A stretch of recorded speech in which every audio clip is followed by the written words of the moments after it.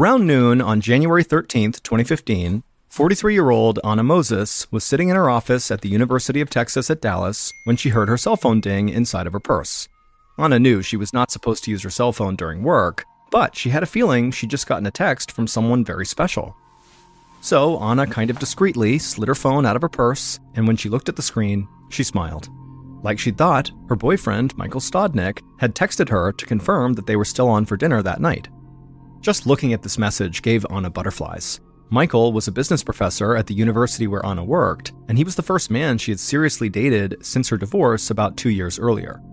Anna and Michael had been an item now for the last 6 months, but for Anna, who'd previously been married for 15 years, dating still felt very new. She and Michael were both single parents in their early 40s, but this new relationship made Anna feel young again. Anna quickly texted Michael to let him know she was definitely still on for dinner. Then she quietly slid her phone back into her purse and got back to work. Anna was the assistant director of strategic planning and analysis at UT Dallas, but that was not her only job. She was also a graduate student pursuing a master's degree in data analytics, so Anna was very busy. But as soon as the clock hit 2 p.m., Anna stood up from her desk and headed upstairs. She knocked on an office door before opening it, but really the knocking was just a formality. The person sitting at the desk inside, University Vice Provost John Workowski, always expected Anna for afternoon tea. When Anna walked in, the 71-year-old administrator greeted her with a smile and called her by a special nickname, Babochka. It meant butterfly in Russian, and hearing it made Anna feel nostalgic for the country where she grew up. Anna sat down across from Dr. Workowski, and right away he handed her a steaming cup of tea. Dr. Workowski had wild gray hair, big glasses, and he always smelled like cigarettes. Anna was not particularly fond of the smell in his office, but she still felt very comfortable with him because over the past 2 years, she'd spent hours in this office confiding to him about her personal life.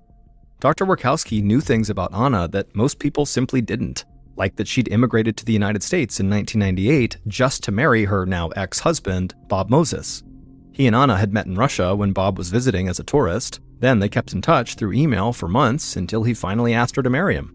Bob had been Anna's anchor in America, which made their divorce that much more painful for her. Anna and her ex, Bob, were still on very friendly terms, but at this point, Dr. Workowski had really taken over the role of being Anna's rock now. That day, Anna and Dr. Workowski's conversation centered around Anna's 20-year-old son, Igor, who was a student right there at UT Dallas. Anna said she was worried that she and her son might be growing apart. The previous weekend, Igor had driven the 15 miles from his dorm to her home in Frisco, Texas, as he usually did, but Igor had seemed quiet and distant all weekend. It made Anna worry that he had some problem that he didn't want to talk about. Dr. Workowski sipped his tea, then told Anna she was a great mother and not to worry. Sometimes children, especially adult children, just need some space. He assured her that whatever was going on with him, Igor would eventually tell her when he was ready. Anna sighed and said, you're probably right. Then she finished her tea, gave the doctor a hug, and headed back downstairs to her office. A couple hours later, at around 5 p.m., Anna turned off her computer and grabbed her purse. It was cold outside, in the 30s, so near freezing, so Anna put on her coat and 2 scarves before waving goodbye to her coworkers and walking outside to the parking garage. She got inside of her blue Hyundai sedan and then headed into rush hour traffic.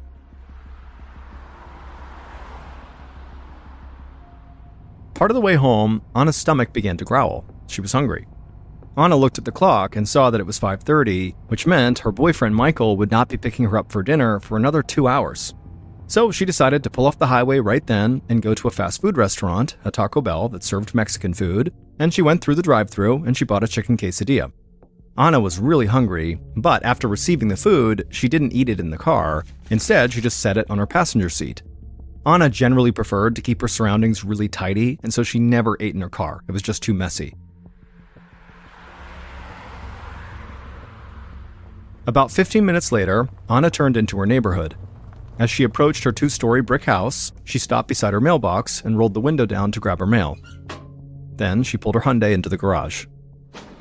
Anna shut the garage door behind her, she gathered up her purse, her mail, and her quesadilla, and she got out of the car. She walked towards the door that led into her home, thinking about how excited she was for her date that night with Michael.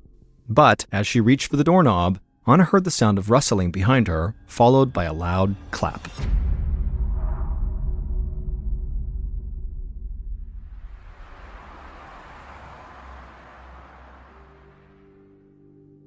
Just after 7:30 p.m. on the same day, Michael pulled up to Anna's house, and he noticed all the lights were off, as if Anna was not home. Michael was confused, but he got out of his car and knocked on Anna's front door. When she didn't answer, he called her, but she didn't pick up. Michael thought about going inside. Anna had actually recently given him a house key, but he knew Anna always turned on her alarm system when she left the house, and he didn't know the code to disable it, and he didn't want to set it off and cause a scene in such a quiet neighborhood. Michael began to feel cold just standing outside, so he turned around, went back to his car, and tried calling Anna again. But Anna's phone again went to voicemail. Anna had never missed a date with Michael before, but Michael told himself, Anna was very busy, she was a grad student and a mother, she could have easily gotten sidetracked with any number of things. So even though he was very disappointed, Michael decided to go home and wait for Anna to call him back. He was sure she would explain everything as soon as she could. The next morning at 9 a.m., Michael once again pulled into Anna's driveway. He had continued calling and texting her until 11 p.m. the previous night, but she never responded. Michael even contacted Anna's friends to ask about her, but they too had not heard from her. And so when Michael woke up on this morning with no text or no calls from Anna, the first thing he did was drive to her house. Michael knocked on the front door, and when there was no response, instead of going in, he instead called the Frisco Police Department. He told the dispatcher that he hadn't heard from his girlfriend since the previous afternoon when she was working at UT Dallas, and now he was at her house knocking on her door and she wasn't answering phone calls or text messages, and so he asked if somebody could come out to her house to make sure she was okay. The dispatcher was obviously empathetic, but they told Michael that for this type of thing, protocol was he would need to call the university's campus police first, and then if for some reason they couldn't handle it, then they would ratchet this up to the Frisco Police Department. And so Michael hung up and then looked up the number for the university campus police and called them, and they promised him they would look into the situation right away. Michael thanked them and hung up, and even though he still felt very uneasy about this, he had to get to work. So he got into his car and drove away.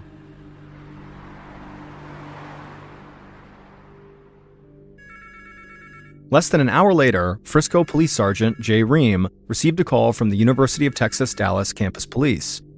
They told Sergeant Ream they were looking for a university employee named Anna Moses.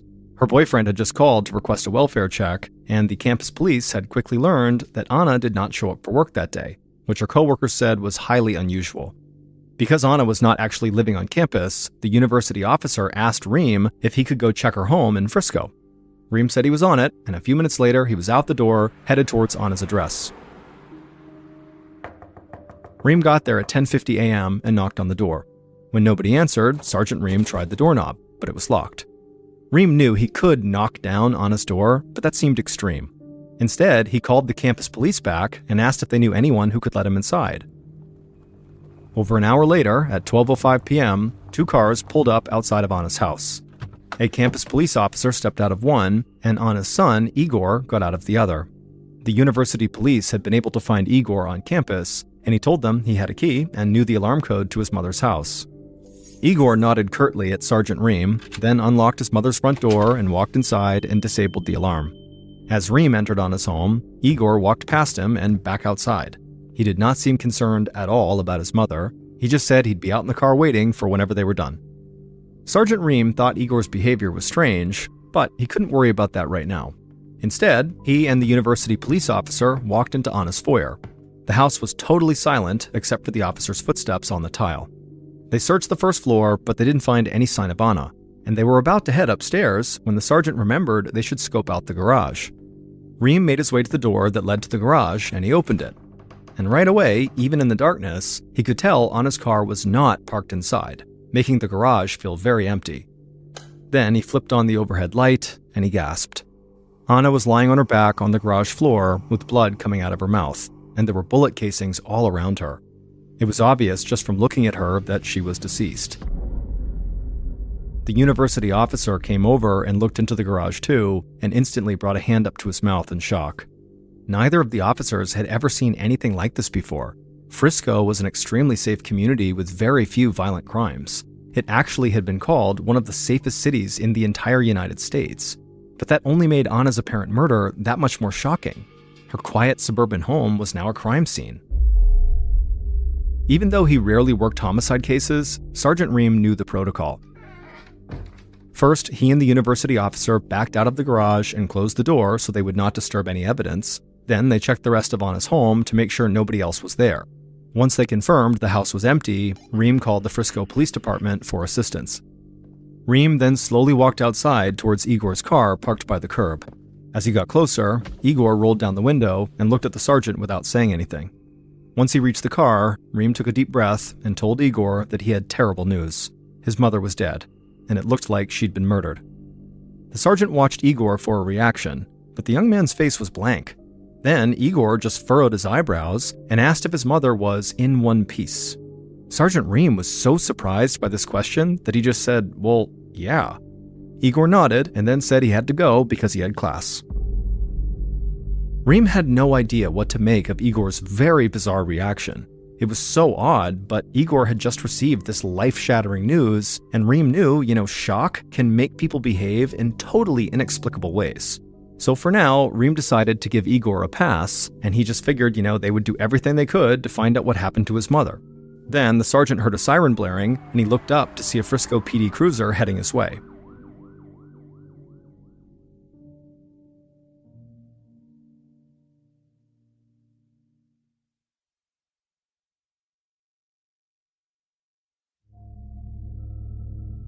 A few minutes later, Frisco detective Brian Schutte and Texas Ranger Reuben Mankin stood inside of Anna's garage. The two men were from different agencies, but they'd both been assigned to lead the case together. The crime scene made Schutte feel totally sick. He was a very young detective, and this wasn't just the first time he'd be leading a murder investigation. This was his first murder case that he'd ever worked on. Detective Schutte squatted next to Anna's body. She was still wearing a heavy coat and two scarves, but he could see a bullet wound in her neck. And scattered on the floor around her were a few unopened envelopes, an empty Taco Bell wrapper, and a black purse. There were also a handful of bullet casings, which the detective identified as coming from a .22 caliber gun. Detective Schutte told Mankin that it seemed like Anna had been outside, which is why she was wearing warm clothes, and she had come in and was carrying her mail, purse, and fast food trash when somebody shot her in her garage. Schutte figured that Anna had likely been killed the previous evening when she came home from work. Ranger Mankin nodded in agreement, but he pointed out that Anna's car wasn't parked in the driveway or the garage, so he wondered if her killer had stolen it. Maybe Anna had been killed during a robbery. But then Detective Schutte opened up Anna's black purse, and it didn't seem like anybody had rifled through it. And Anna's wallet, which contained $300 in cash, was still inside her purse. And the inside of Anna's house also looked totally undisturbed. So if this was a robbery, the only thing the killer stole was Anna's car, which didn't really make any sense. Schutte told Mankin that he really wasn't sure about the robbery theory, it felt kind of weak, but the missing car did give them a good place to start. So Schutte radioed the Frisco Police Department and asked a fellow officer to put out a bulletin about Anna's stolen vehicle. But at the same time, Schutte was thinking to himself that it seemed most likely that Anna had been killed by somebody she knew. After all, the killer had clearly gained access to the garage without breaking in, and the young detective couldn't stop thinking about the very strange statements and behavior of Anna's son, which the local police had briefed him about. Schutte really wanted to interview Igor as soon as possible. Later that afternoon, Detective Schutte sat down across from Igor inside of an interview room at the Frisco police station. Igor looked remarkably calm, and when he spoke, his voice was flat and emotionless. The detective asked Igor to please talk about his relationship with his mother. Igor said that he and his mother had always been very close. They both loved music, and when Igor joined a Christian rock band as a teenager, his mom supported him and came to almost all of his shows. Even now that Igor was living on his own at college, he still went home to visit her every weekend. Anna kind of babied him by doing his laundry and cooking for him, but Igor kind of liked it. But he said seeing Anna divorce his dad had been really difficult. Bob actually was not Igor's biological father. He had adopted him. And so for Igor, he looked at Bob as his father. That was his dad. And when Igor said that, Schutte stopped him because he hadn't realized Bob was not his biological father. But Igor explained that his mother had actually been married twice, once briefly to a man in Russia and then to Bob in the United States. The Russian man was Igor's biological father, but Bob had legally adopted Igor when he was just 4 years old. And as Igor talked about his dad, Bob, he became emotional. Igor said he, personally, Igor, had been diagnosed with a rare form of bone cancer when he was just 8 years old, and his dad had always been there to support him. Igor's cancer eventually went into remission, but the experience showed Igor that Bob genuinely loved him like he was his own son. Detective Schutte couldn't help but feel moved by Igor's story, but he wanted to stay focused on the horrible crime he was still investigating. So he asked Igor if there was anyone who would want to hurt his mother. Igor thought for a moment and then said no. But he added, whoever killed his mother should be forgiven. Igor said he was a devout Christian and he believed all people, even killers, should be treated with mercy. Schutte was shocked. Igor did not seem to care at all that his mother was horribly murdered, but the detective just stared at the college student trying to remain professional and followed up by asking Igor where he'd been the previous evening. Igor said he had been in class from around 5:30 p.m. to 9:45 p.m., and he had classmates who could vouch for him. Schutte did not have any evidence that would allow him to hold Igor any longer, though he still felt very suspicious of him. But despite Schutte's inexperience as a detective, he still knew the worst thing an investigator could do right now was get tunnel vision about one suspect. For now, he knew he needed to explore every possibility, and he knew exactly who he wanted to talk to next: Anna's ex-husband and Igor's dad, Bob. After Schutte told Igor he was free to go, the detective went to his office, and he saw Ranger Mankin had left him a note about the progress in his investigation, and that the medical examiner had sent a copy of Anna's autopsy report over. Mankin's note explained that he'd been able to reconstruct Anna's last day by obtaining security camera footage from UT Dallas, local toll roads, a Taco Bell, and also an elementary school near Anna's house. After reviewing this footage, Mankin estimated that Anna got home from work between 5:50 and 5:55 p.m. on January 13th, and based on the crime scene, he felt certain she was killed almost immediately when she went inside. Next, Schutte looked over the autopsy report that was sent over, which largely supported Mankin's theory about when Anna was killed. The medical examiner said Anna had been shot at close range 6 times. All of the bullets came from the same .22 caliber gun, and the wounds were grouped tightly together, which made the medical examiner think her killer had some level of experience using firearms.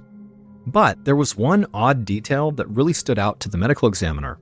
The detectives had told him before he did the autopsy that Anna had bought a quesadilla at around 5:30 p.m., which would be less than half an hour before she was killed. And considering they found the empty wrapper for this quesadilla next to her dead body, it suggested she had eaten it. However, when the medical examiner examined Anna's stomach contents, it looked like she hadn't eaten for many hours prior to her death. And if Anna didn't eat that quesadilla, well, according to the medical examiner, it seemed highly plausible that her killer did. Schutte was so disturbed by the idea of somebody who could shoot someone in cold blood 6 times, kill them right in their house, and then pick up their Taco Bell and eat it over their body. It just seems so unbelievably psychotic. And so Schutte called Ranger Mankin and said he knew it was late, but they did not have time to waste. They really needed to dig in right now. So, shortly before midnight on Wednesday, January 14th, Schutte and Mankin knocked on the door of a medium-sized home in Frisco. This is where Bob had been living since his and Anna's divorce. He was renting a room and sharing the home with 3 other men. Bob answered the door. He was wearing pajamas and looked confused to see the police. He asked if everything was okay, and Detective Schutte just said no. They needed to speak with him about his ex-wife, but it would be better if they talked at the police station. But Bob didn't move right away. Instead, he stayed in his doorway and just kept asking, really, what's happening here? Can you tell me anything else? And finally, Detective Schutte said, "I'm sorry, but unfortunately, your ex-wife is dead." As soon as he said it, Bob's face just fell, and he agreed to go with them to the station. Bob's interview began at 1 a.m., so it was now Thursday, January 15th. And it wasn't until Schutte, Mankin, and Bob were actually sitting in the interview room that they told Bob Anna was not just dead, she had been murdered. Bob looked horrified, and his first question was, "Is Igor okay?" The police assured Bob that Igor was fine. Then Ranger Mankin asked Bob where he'd been on the evening of January 13th, the night that Anna was killed. Bob said he'd been home watching TV till about 7 p.m., and then he went out for dinner. And he said his 3 housemates could easily confirm his story. Bob admitted he owned 5 guns, 3 of which were .22 caliber, and he agreed to hand them all over to police for ballistics analysis. And when detectives asked him for a DNA sample, he gave them a swab without any hesitation. Ranger Mankin thanked Bob for his cooperation and told him he was free to go. After Bob was gone, both Mencken and Schutte agreed that Bob did seem honest and seemed genuinely distressed at his ex-wife's death, but they still needed to follow up on his alibi. However, it was super late, nearly 2 a.m., and so Schutte and Mencken decided to call it a day. But just then, Schutte's phone rang. A Frisco Police Department patrol officer told him that they had just found Anna's stolen car in a residential neighborhood a few blocks away from her house, and the patrol officer was pretty sure they could see blood inside. Schutte's heart started to race. He told the patrol officer to make sure nobody touched that car. In the meantime, he would arrange for a tow truck to bring the vehicle to the crime lab for analysis.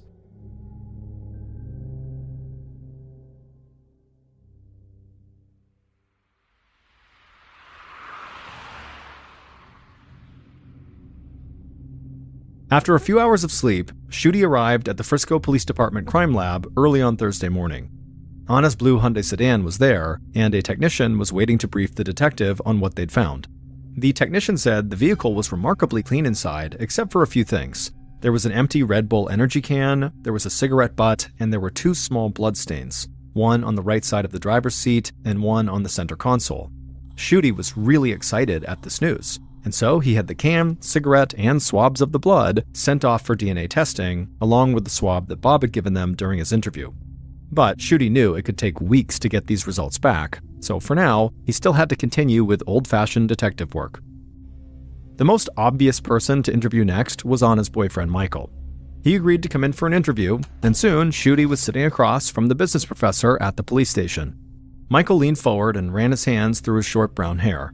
He looked anxious, and before Schutte even began the interview, Michael asked if he should have a lawyer. The detective promised him this was all totally routine. Michael picked at his fingernails as he told Schutte that he and Anna had not been dating for very long, but their relationship had been moving in a good direction. He said a few days ago, on January 13th, he'd gone to Anna's house to pick her up just after 7:30, and he'd been confused by her absence. And now he was horrified to know Anna had been lying dead in her garage the entire time he was there. Once Michael began talking, he started to open up a bit more, but as soon as Schutte asked him for a DNA sample, he clammed up. Then he asked again about maybe getting a lawyer. The detective said that really wasn't necessary, but he would give Michael some time alone to decide whether he wanted to cooperate. Schutte left, but what Michael didn't know was that the detective could still see and hear Michael through a camera in the corner of the room. So Schutte watched as Michael began mumbling to himself. The detective could not make out all the words, but at one point, Michael asked himself, "Am I overreacting?" A few minutes later, the detectives went back in and asked Michael if he had made a decision. Michael said yes. He said he would give a sample of his DNA. Schutte smiled, and then he got the swab from Michael and told him he was free to go. Then Schutte sent this newest DNA sample to be tested against the other items from Anna's car. While they waited for the DNA results, Detective Schutte and Ranger Mencken interviewed some of Anna's friends and co-workers. And quickly, the investigators soon learned that Bob and Michael were not the only men in Anna's life. Anna's friends pointed detectives towards a man named Jerry Caspel, a poet who they said had a deep spiritual bond with Anna. Her co-workers also mentioned a vice provost at UT Dallas named Dr. John Workowski, who seemed to be Anna's mentor. Detective Schutte contacted Jerry first, and when he arrived for his interview, he was totally overwrought and on the brink of tears. He told the detective that Anna was his muse, and without her, he didn't know if he'd ever be able to write poetry again. Schutte narrowed his eyes at Jerry's very melodramatic display, but he let him keep talking. Jerry explained that he met Anna at a public speaking course a few years back, and they'd bonded over their love of art. They often went to the opera together, and Anna would read and edit Jerry's poems. He'd published 2 books of poetry and dedicated them both to her.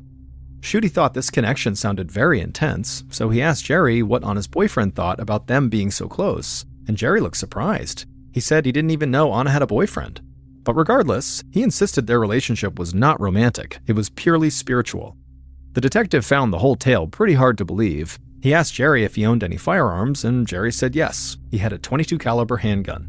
But he quickly agreed to let the police analyze it, and he also gave them a DNA sample. Next, Schutte asked where Jerry was around 6 p.m. on January 13th. Jerry said he was driving home from work on a Dallas toll road that was very far away from Anna's home, and the toll records would certainly reflect that. Schutte thanked Jerry, and as soon as the poet left, Schutte just shook his head. It did not seem like Jerry was a viable suspect. So he called the next man on his list. A few days later, Detective Schutte began to interview Dr. John Warkowski. The university administrator explained that he met Anna through work, and they grew very close during her divorce. Then, Dr. Warkowski said something surprising. He told the detective that he and Anna once had an affair. Schutte stared at the man, who was 70 years old, making him 27 years older than Anna. Dr. Warkowski said he knew that he and Anna seemed like an unlikely pair, but it really was true. He said Anna wanted to have a relationship with him, and he had to cut it off because of their age difference. It just seemed totally inappropriate. But they still remained close friends, and so Dr. Warkowski knew very intimate details about her life, like how she struggled emotionally and financially after her divorce. Dr. Warkowski said he considered it his privilege to help Anna with money. In fact, in the 2 years since her divorce, he'd wired her a total of $46,000 US. Dr. Warkowski insisted this money was given as a gift with no strings attached, but Schutte was not convinced. He wondered if maybe, during one of their intimate conversations, Anna had learned something about the administrator that he wanted to keep hidden. What if those gifts were actually hush money payments? Or maybe he was paying Anna for sex, and she was threatening to expose him. Thinking about the items found in Anna's car, Schutte asked Dr. Warkowski if he drank energy drinks or smoked cigarettes. Dr. Warkowski said he didn't like energy drinks, but he definitely smoked. And when the detective asked for his whereabouts on the evening of January 13th, the administrator said the same thing Jerry did. He was driving home from work on a toll road that was far away from Anna's home, and certainly the records would reflect that. Schutte made a note of this, but unlike Jerry, he didn't think this let Dr. Warkowski off the hook. So Schutte asked the administrator if he'd be willing to give a voluntary DNA sample. Dr. Warkowski said he was happy to do anything that would help the police solve this case. So he let the detective swab the inside of his cheek before he left the police station. At this point, Detective Schutte felt like he had 5 strong suspects: Anna's son Igor, her ex-husband Bob, and her boyfriend Michael, plus the poet Jerry, and the university administrator Dr. John Warkowski. They all claimed to have alibis, however, none of them had been corroborated yet. Detective Schutte briefed Mencken on everything he discovered about these suspects, and Mencken agreed that they couldn't rule any of them out quite yet. Shortly after that, the detectives got disappointing news from the ballistics analysis on Bob and Jerry's guns. None of the guns matched the one that killed Anna, so they still didn't have the murder weapon. Schutte sighed. Until he got the DNA results and Mencken finished investigating their suspects' alibis, he had no other leads to pursue. But Detective Schutte didn't want to just sit around waiting for other investigators to do their work, so he started wondering if maybe he should go back to Anna's house and have another look around. Police had done an initial search, but there was always a chance something got missed. So Schutte obtained a search warrant, and in late January, about 2 weeks after Anna's murder, he returned to her home. When he got there, he saw there were 2 cars parked outside. So he went up to the door and knocked, and was surprised when Anna's ex-husband, Bob, answered the door. Igor was standing just a few feet behind him. It turned out the father and son had moved into Anna's home a couple weeks ago, 1 day after her body was found in the garage. This struck the detective as a very strange thing to do, but Bob quickly explained that he and his son were grieving together. And because Igor lived in a college dorm and Bob lived in a house with 3 other men, Anna's home was the only private place they could go to. Schutte said that did make sense. However, even though they wanted private time, he held up a search warrant and said he needed to come inside. So Bob immediately opened the door wide and said, "Come on in." The first thing Schutte did is he went into Anna's home office. There, he dug through her desk drawers until he found something that stopped him in his tracks. It was a copy of Anna's life insurance policy. Anna had taken out a policy worth $750,000 US, and she had named one person as the sole beneficiary, her son, Igor. Suddenly, it looked like Igor, whose behavior had struck investigators as very odd from the onset, stood to gain a lot from his mother's death. Then Schutte managed to jimmy open a locked drawer in her desk, and he found something even more interesting. It was a handwritten letter, mostly in Russian.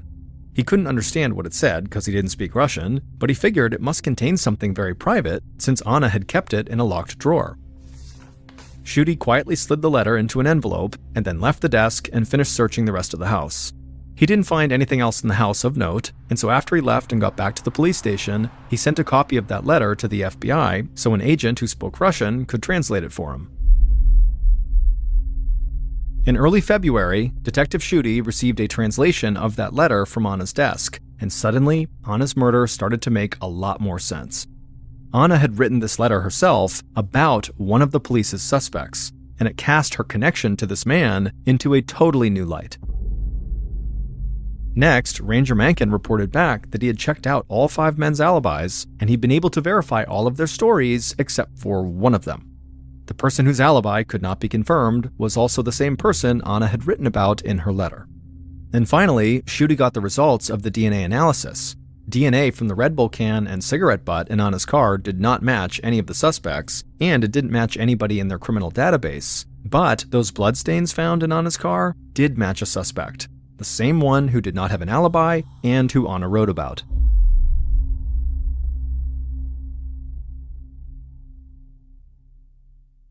And so, based on this evidence, along with further investigation into this primary suspect, here is a reconstruction of what police believe happened to Anna Moses when she returned home from work on January 13th, 2015.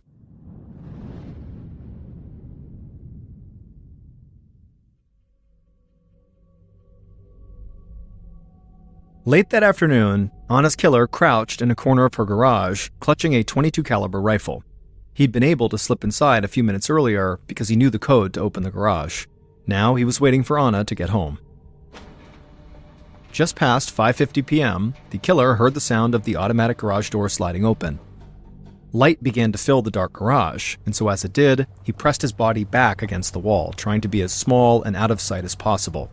He watched as Anna pulled her car inside. The garage door shut, and the killer heard Anna's car door open and then close. Then he listened to her footsteps as she walked towards the door to her house. But before she could open it, the killer stood, raised his gun, and fired 3 shots into her back. Anna spun around in shock. She dropped her mail, purse, and the quesadilla she'd been carrying but not eating. Before she could say anything, the killer fired 3 more shots. 2 hit Anna in the chest, and the other hit her in the neck. Anna crumpled to the ground with blood flowing out of her mouth. Anna's killer slowly lowered his rifle and walked towards her. He watched her chest for any sign of movement, but it wasn't moving. She was not breathing.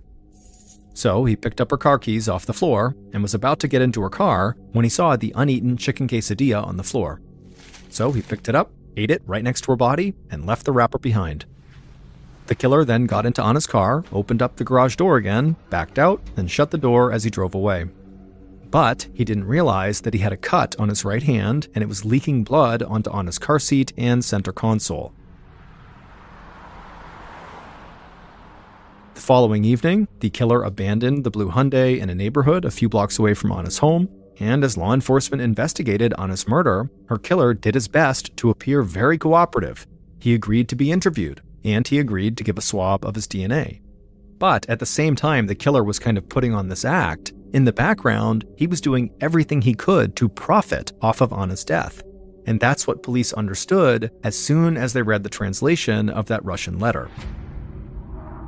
It was a note that Anna had written to her lawyer in 2013 during her divorce from Bob, and she told her lawyer that Bob was now threatening to kill himself and frame Anna as his murderer just so her son, Igor, would hate her. When Detective Schutte read this, he realized Anna and Bob's divorce was not nearly as amicable as people thought. In fact, the couple had a long history of problems. In 2008, Anna visited a counselor after learning Bob had an affair. She wanted to leave him, but said she felt indebted to him because of how much he'd helped her during Igor's cancer battle. And years later, Anna had called one of her close friends crying, saying she had locked herself in a closet because she was afraid Bob was going to kill her. Anna hid these ugly realities about Bob from her son because she knew her son loved Bob. Bob was the only father figure Igor had ever known, and Anna didn't want to damage that relationship, even if it meant she had to act friendly towards a man she feared. But Bob was angry that Anna divorced him, and he was filled with jealousy over Anna's relationship with Michael. Adding to Bob's bitterness, Anna got total ownership of the large 2-story house they used to share. Bob claimed that at the time Anna was killed, he was at home watching TV, but his housemates told police they did not remember him being home at that time. And while none of Bob's guns matched the murder weapon, he was a military veteran with experience using guns. And so police believe Bob must have taken apart the murder weapon and hid or destroyed the pieces. And if police had any doubts that Bob was the killer, well, the DNA evidence totally erased those doubts. It was clearly Bob's blood inside of Anna's car, likely from a cut on Bob's right hand that he had bandaged by the time he met with police. On February 26, 2015, Detective Schutte and Ranger Mankin arrested Bob at Anna's home. Bob maintained his innocence and pleaded not guilty at his trial. Bob's defense argued that there were too many unanswered questions in Anna's murder, like whose DNA was on the Red Bull can and the cigarette butt found in Anna's car. But the prosecution argued that Bob may have planted this evidence just to confuse investigators. In the end, a jury found Bob guilty of murder, and a judge sentenced him to life in prison. Bob would appeal his conviction in 2018, but an appeals court upheld the jury's original ruling, and to this day, Bob remains incarcerated. In March of 2015, 22-year-old Sailor Gilliams and her good friend Brendan Vega, who was also 22, decided they wanted to go hiking. Now, they were both highly inexperienced hikers, so when they were looking in the area for places to go hiking, they were looking for novice trails, things that they would be able to manage. And they thought they had found one in Santa Barbara, California. And so they headed off in that direction and they took off on this particular trail. A little ways into their hike, and they started to feel like, man, the terrain here is pretty treacherous. This is way more difficult than we were expecting when we looked at the map. And as they continued and they're climbing over these huge boulders, and it just seems totally like an advanced trail, they start to wonder, did we veer off the trail? Worried they might be lost, they turned around and began backtracking, hoping to find the trail and find some landmark that would allow them to confirm they were on the right trail. As they're backtracking, not only do they not find the trail, but they don't find any trail. They've managed to go completely off the path and are now in this kind of random boulder field that they have no idea where it is on the map. Navigating this terrain in the daytime with light would have been difficult even for an experienced hiker. But now it's nighttime, they don't have flashlights, and they're jumping boulder to boulder, and Sailor at some point loses her footing and falls and fractures her leg. Brendan rushes over and tries to help Sailor stand up, but she can't move. And so Brendan tries to put her on his shoulders and starts walking with her. And that works for a little while until they're passing by this waterfall and they fall off of it and they come careening down, they smash onto the ground, they survive the fall, but Brendan now has a broken elbow and Sailor now has a broken ankle on top of her broken leg. Sailor's in excruciating pain, and because of this fall, there's just no way Brendan's going to be able to lift her back up and keep walking. And so the decision was made that Brendan was going to go try to find help on his own, and that she would stay here and continue to yell for help in hopes that someone might hear her before Brendan got back. He takes off, and as soon as he's around the corner and gone, Sailor begins screaming for help, and she would continue screaming for help all through the night, well into the next day. About 24 hours after Brendan had left, he still had not returned, and at this point, Sailor's in and out of consciousness. She knows that she's going downhill quickly unless someone finds her. By the following afternoon, Brendan is still not back yet, so laying face down in the mud with flies buzzing all over her head, she was helpless and trapped, and there was nothing she could do but wait until either a miracle occurred and someone found her, or most likely, she just dies. So at the same time that Sailor and Brendan are going through this horrible ordeal, three totally unconnected people decide they want to blow off work and school and just go escape into nature. And so they settle on a hike that would bring them to a waterfall in Santa Barbara, California. Even though this waterfall was a popular tourist attraction, it was very difficult to get to it. It basically required 45 minutes of almost uphill climbing across boulder fields. Very dangerous, and it's not something for a novice hiker to be doing. So they reach the parking lot, they take off on this hike, and when they're just at the base of the waterfall, instead of taking the main trail up to the top, the three hikers decide, let's actually go around off the trail to this pocket of boulders over here, where there's a couple freshwater pools that have formed underneath the base of the waterfall. So they leave the main trail and they're climbing over these huge boulders. It's very dangerous. And at some point, one of the hikers starts taking pictures as they're kind of going across these boulders. Through the viewfinder, as they're taking pictures, they notice something out of the corner of their eye that's in frame. It was like this red flash of something. And so the hiker puts their camera down and she looks down where she sees this red, and she can tell right away that it's someone's hair. It's a girl's dyed red hair. And it was Sailor. The hikers went down to Sailor and they called 911, and they came in, they airlifted her out of there, and Sailor would actually make a full recovery. Unfortunately, Sailor's friend Brendan did not make it. They found his body about 100 meters away from where she had been laying. After the ordeal, the woman who was taking those pictures and had spotted Sailor out of the corner of her eye, she went to her camera and was flicking through some of the pictures she had taken during the hike. She had inadvertently taken a picture of Sailor before they had found her. So had it not been for these hikers being where they were and taking those pictures and noticing her red hair, this picture almost certainly would have become the last picture of Sailor Gilliams alive.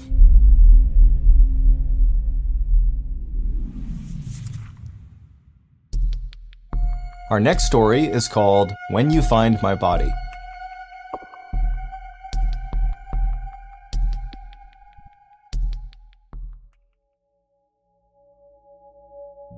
"66-year-old Geraldine Largay was nicknamed Inchworm by her friends for her hilariously slow hiking pace. But her slow pace didn't stop her from doing the thing that she loved, which was to hike. And in fact, on April 23rd, 2013, Geraldine, along with one of her close friends, Jane Lee, decided to embark on this nearly 1,000-mile-long hike through the Appalachian Trail. Geraldine's husband of 42 years, his name was George, he planned to drive ahead of the pair and meet them at prearranged spots along this 1,000-mile-long journey to give them supplies, and would occasionally bring them to a motel so they could shower and sleep in a bed. By June 30th, so more than 2 months after they had started this journey, Jane finds out that she has a family emergency and she isn't able to continue this hike. Geraldine decided she was going to finish what she started on her own, despite the fact that realistically she hated hiking alone. She was very scared, frankly, of being out in the wilderness by herself, but she only had about 200 miles left, and so she figured, what the heck, I'll finish this thing out on my own. Later, Jane would tell investigators that when she left the trail to handle this family emergency, she felt like Geraldine was a little bit in over her head. She was someone that just didn't do well hiking on her own, and she still had 200 miles to go. But Jane just had too much going on in her life, and so she didn't stick around to try to convince Geraldine to come with her. Instead, she said, "Best of luck, Geraldine, and I'll see you at the end." So for the next 3 weeks, Geraldine carried on down the Appalachian Trail on her own. And by all accounts, it was going really well. She was checking in with her family and saying, this is the mile mark I'm at, and she was making all her rendezvous points with George to get resupplied and to go to the motel with him. And so everything was going great. Then on July 22nd, Geraldine would send a text message to her husband George saying that she thinks she's in some trouble and that she lost the trail and is now lost. And she would ask him to call the Appalachian Mountain Club and see if they had a trail maintainer that could come out and look for her and kind of get her back on track. The problem was Geraldine couldn't get these text messages to go through. There was very bad service where she was. So she begins to walk to higher ground to try to get a better cell phone signal. And so she goes up this hill and she repeatedly tries to send these text messages out to George to say, I'm lost and I need help, but none of them were going through. She would spend the whole night trying to send text messages from this mountain before finally putting her sleeping bag down and sleeping for the night. The next morning, she got up and she sent another text message, this one a little bit more urgent, to her husband. She told him that she was lost since yesterday and was off the trail 3 or even 4 miles and that he should now call the police. But that message also failed, and so none of her messages over the past 24 hours have been sent out, and so nobody knows that she's lost. But at some point that day, she decides, I'm going to just put my phone away, save the battery life, and just wait, because I'm supposed to meet my husband today, and when I don't show up, he's going to call authorities, they're going to come looking for me, and everything will be fine. She leaves the mountain and finds this area underneath a couple of trees that had some pine needles on the ground. It was relatively soft. She set up her tent underneath these trees. She hangs a silver reflective blanket up over one of the trees to try to signal to helicopters or anybody flying overhead. She even began burning some bark to create a smoke signal, and she proceeded to wait. And sure enough, later that day, George, who's waiting at the rendezvous point for his wife, she doesn't show up, and he immediately contacts the authorities, who launch a huge search to go find Geraldine. Tragically, Geraldine was actually only about a mile, maybe 2 miles off of the trail. So she was not far from where she needed to be, but because it was so densely forested, she had no way of knowing that, and sound didn't travel very well. So over the course of the next 2 weeks, as this huge search with helicopters and planes and people on horseback and hunters and all these people in the area, they didn't find her. They might have come very close to her without knowing it, but again, because it was so densely forested, they never linked up. So on August 4th, about 2 weeks into this big search, they end up scaling it back and say, sorry, but we can't find her. The whole time this is going on, Geraldine stays at her campsite. She doesn't go anywhere. She figures this is my best chance to survive. And she's staying very positive. She has this journal that every day she would write inside of it a daily observation, and she would also write letters to her family. All of these messages were incredibly positive. She was very much expecting to be rescued and would have this great story to tell. But as days went on and no one was finding her, you could tell in her writing that she had come to terms with the reality that she was not going to make it out of here alive. And so before she died, she wrote this beautiful message to her husband and to her daughter. When you find my body, please call my husband George and my daughter Carrie. It will be the greatest kindness for them to know that I am dead and where you found me. No matter how many years from now, please find it in your heart to mail the contents of this bag to one of them. 2 years later, a forester would be in the area and would come across Geraldine's tent that was now crumpled and collapsed. And inside, he would find Geraldine inside of her sleeping bag with the journal over her chest. And inside the tent, she'd kept it neat and clean all the way to the very end. This is someone that went out with absolute grace. Back on July 22nd, 2013, the day Geraldine would go missing, she woke up and she was all smiles and motivated to start the day. She heads off down the Appalachian Trail at about 6:30 in the morning, and she passes by another hiker who stops Geraldine. And apparently this hiker saw Geraldine's smile and said it was so infectious that she had to take a picture of her. And so Geraldine laughed and posed for that picture. After the picture was taken, the women laughed about it and then went their separate ways. And then by 11 a.m. that morning, Geraldine was lost.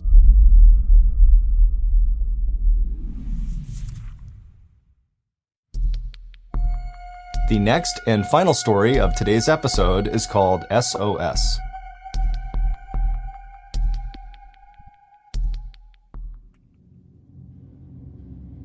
Japan is comprised of 4 major islands. The northernmost island is called Hokkaido, and on Hokkaido there is this beautiful national park called Daisetsuzan that is nicknamed the Playground of the Gods, because the park is basically all these huge mountains that stretch up into the clouds. The tallest mountain inside of this park is Mount Asa Hidake, which reaches an elevation over 7,500 feet, and it is a very popular hiking destination.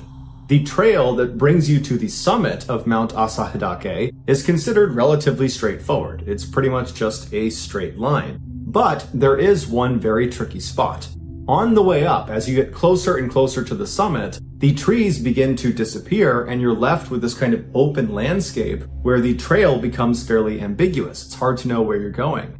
And so hikers are instructed to look for a landmark, which is this big square boulder that's known as Safe Rock. And once you get to Safe Rock, apparently the rest of the trail is easy to identify and follow all the way up to the summit. There's a catch though. In the same area as Safe Rock is another large square boulder that looks exactly like Safe Rock. And this imposter is called False Safe Rock. If a hiker confuses False Safe Rock for the real thing and then attempts to take the path leading away from the imposter, they will be led down a path that many people have gotten lost on.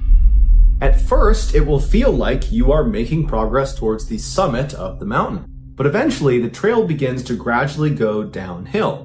Now, you would think that would be a fairly obvious red flag if the trail is going down and you're trying to go up to the summit, that probably something's gone wrong here, you've taken a wrong turn, but put yourself in the mind of someone who's made this mistake. In their mind, they reached the landmark of Safe Rock, although it was the imposter, False Safe Rock, and so they think they're on the right path. And if this is their first time being on this mountain, which a lot of people it is, they've probably convinced themselves that they've gone the right way and just keep on going.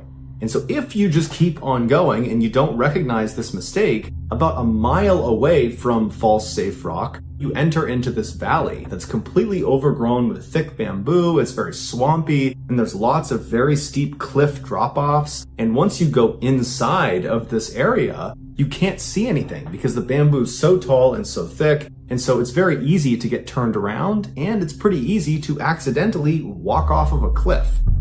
And so over the years, hikers who have accidentally taken the trail leading away from false Safe Rock have gotten lost in this treacherous area, and not all of them have come back. In July of 1989, two men from Tokyo were hiking up the trail towards the summit of Mount Asadake when they reached what they believed was Safe Rock. However, it was not. It was false Safe Rock. And so when they followed the trail leading away from false Safe Rock, it was not long before they were lost in that valley overgrown with bamboo.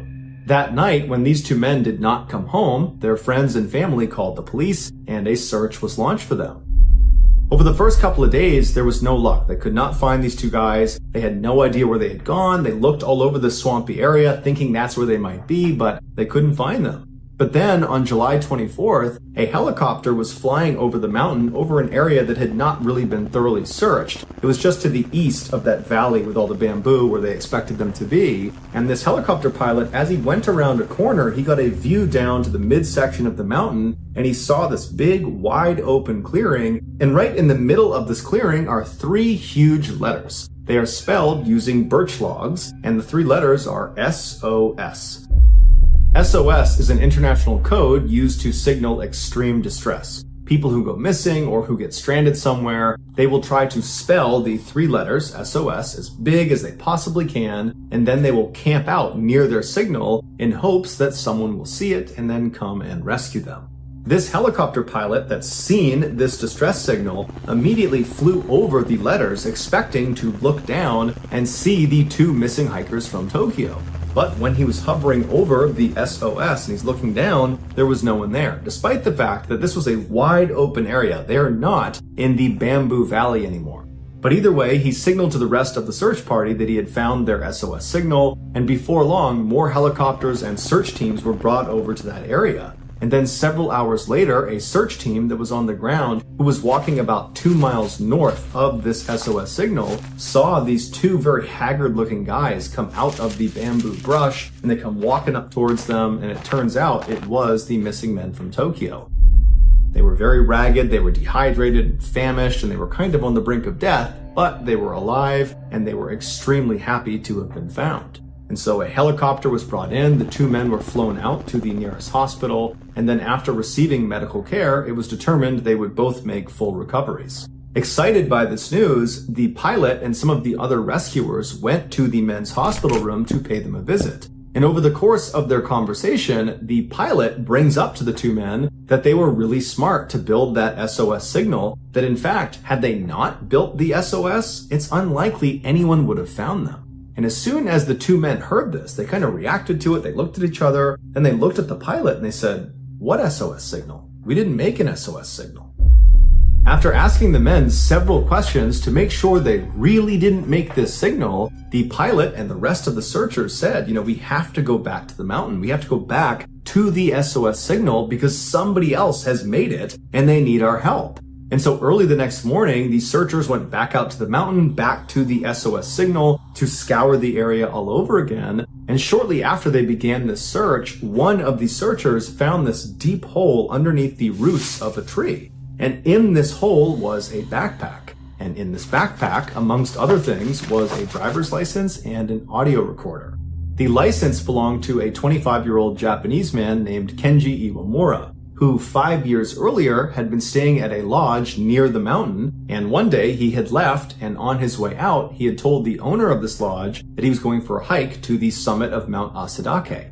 A couple of days later, when Kenji was supposed to check out of the lodge, he didn't, and so the owner went to his room, he knocked, but there was no answer, and so the owner used his master key, he opened the door, and when he looked inside, there was no Kenji, but all of his belongings were still there. And so the owner thought that was odd because the last time he saw him, he was going out for this hike. And so he put two and two together and thought, you know what? I think this guy's in trouble. So he called the police and reported him missing. A search is launched for Kenji, but Kenji was never found. And so there was always this mystery about what happened to him.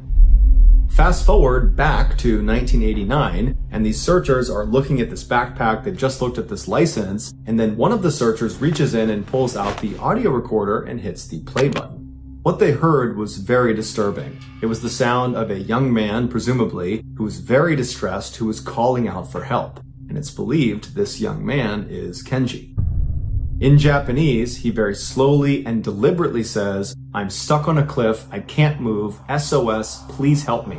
I'm at the spot where I first saw the helicopter, but the bamboo is too thick, I can't move, please lift me up out of here, SOS." Here is a clip of the actual recording.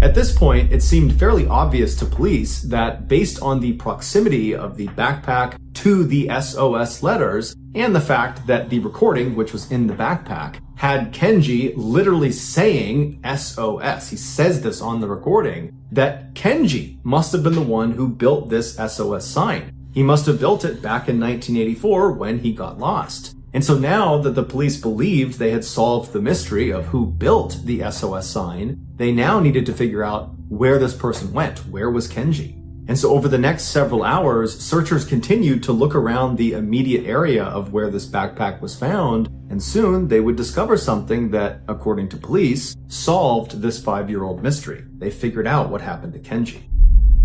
Now, there is no official police narrative, at least not online, that explains step by step what happened to Kenji. So what I'm about to share with you is what I was able to deduce from all of the official reporting that I could find online.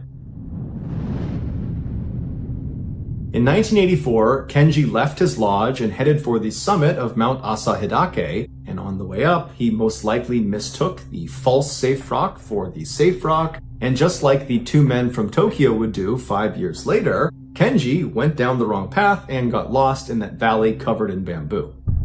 At some point, Kenji stopped trying to find his way back to the trail and instead tried to just go down the mountain any way he could. And so as he's making his way through this very thick vegetation and this bamboo, he eventually gets to a point where he lowers himself down over this ledge and he lands on this cliff. And as soon as he lands, he looks over the edge and he realizes he can't go any farther. It's too steep, it's too dangerous. But when he turns around to try to climb back up, it's also too steep. So he was trapped on this ledge.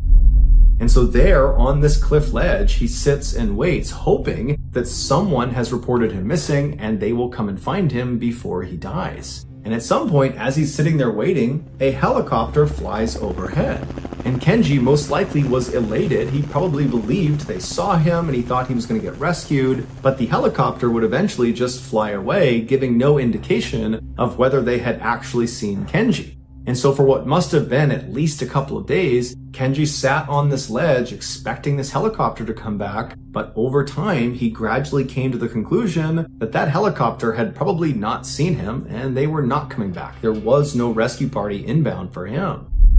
And so it was around that time, as he's having this horrible realization, that he pulls out that audio recorder and he records that very eerie and distressing message where he's calling out for help and saying that he's stuck on this ledge. And then after he was done, at some point, Kenji came to the conclusion that his best chance at survival was not waiting for some helicopter to potentially come back, because at this point that seemed really unlikely. Instead, his best chance and perhaps only chance was to try to climb down this cliff right in front of him that he had already determined was way too dangerous. And so Kenji lowered himself and began climbing down this cliff, and miraculously, he got all the way to the bottom where the ground leveled off without serious injury. And so from that point, he just kept on walking down the mountain, trudging through all this bamboo, until he actually leaves the bamboo and enters this huge clearing on the side of the mountain, where basically it's devoid of any vegetation besides some birch trees off in the distance. And it was in this clearing that Kenji would construct that SOS signal, believing that was his ticket out of there. But unfortunately, it was not. 5 years later, after searchers had just located Kenji's backpack underneath the roots of that tree, they would go on to make that huge discovery that solved the 5-year mystery. And that discovery was a partial human skeleton laying nearby. And eventually, that skeleton would be determined to be Kenji's. And at this point, the police said they were not suspecting foul play in Kenji's death. However, they did not release his exact cause of death. It's unclear if they just could not determine it or if they didn't want to release it publicly, but either way, we don't know what it is. And then after that, the police just closed the case and said, okay, we're done. But to the people who had been closely following this story, because this was a big deal at the time in 1989, they thought the police were kind of missing something. There was this obvious, huge discrepancy that they all figured the police were going to address at some point, and now it seemed like they weren't. And a lot of people felt like this is not a discrepancy you can just sweep under the rug. This is a really big deal. And that discrepancy was, how could Kenji have made that SOS signal? As a reminder, the 3 letters SOS that was found in that clearing, they were made with 19 birch tree logs. Each letter was 16 feet tall and 10 feet wide. And each log, each birch tree log that made these letters up, they were all about the same length and appeared to have been expertly cut, indicating they had been chopped with an axe or some other cutting tool. And where this SOS was actually located in that clearing, it was several hundred feet away from the other birch trees. So on top of the enormous effort that would go into cutting down 19 trees with an axe, and I can assure you that cutting down a tree with an axe or a hatchet is way harder than you think it is, Kenji would have also had to expend a lot of additional energy just dragging the felled logs over to the area where he actually built the signal.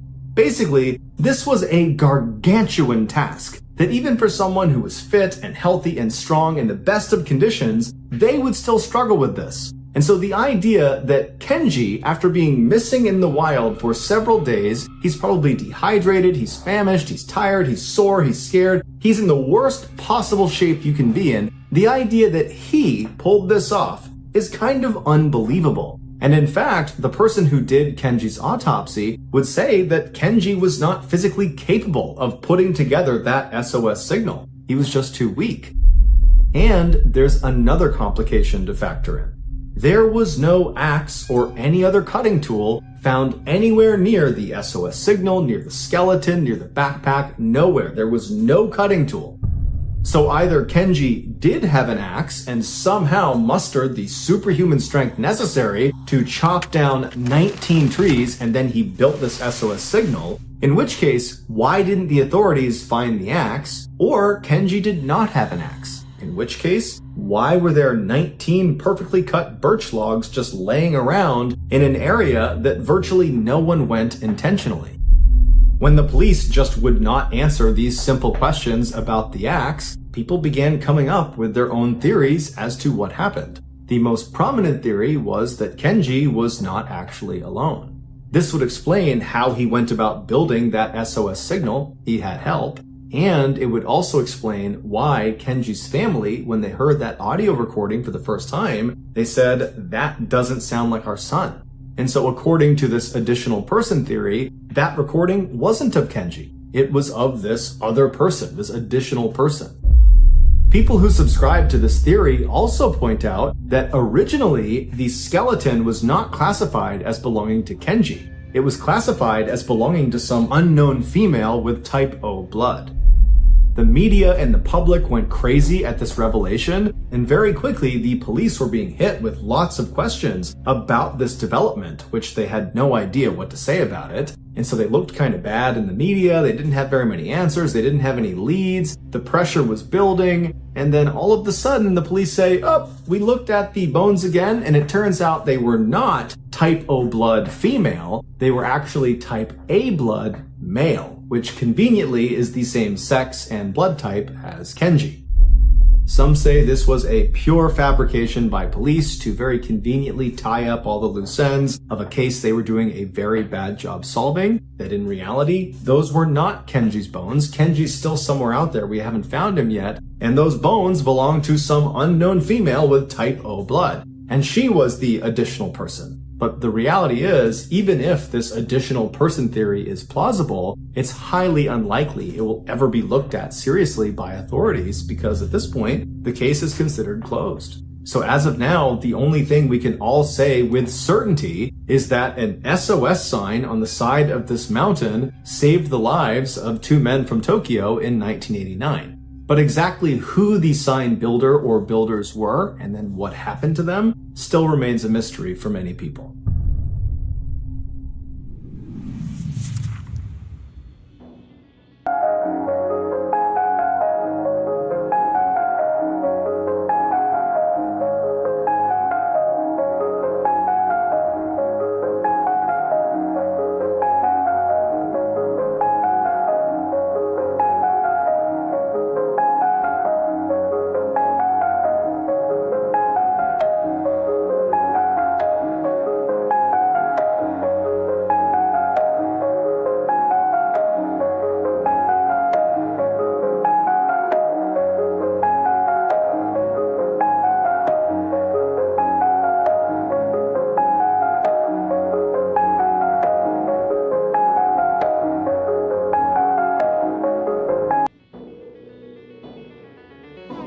Thank you for listening to the MrBallen's podcast. If you got something out of this episode and you haven't done this already, please cut all the Waldos out of a Where's Waldo book and then give that to the Amazon Music follow button for their birthday. This podcast airs every Monday and Thursday morning, but in the meantime, you can always watch one of the hundreds of stories we have posted on our main YouTube channel, which is just called MrBallen. Consider donating to our charity. It's called the MrBallen Foundation, and it provides support to victims of violent crime as well as their families. Monthly donors to the MrBallen Foundation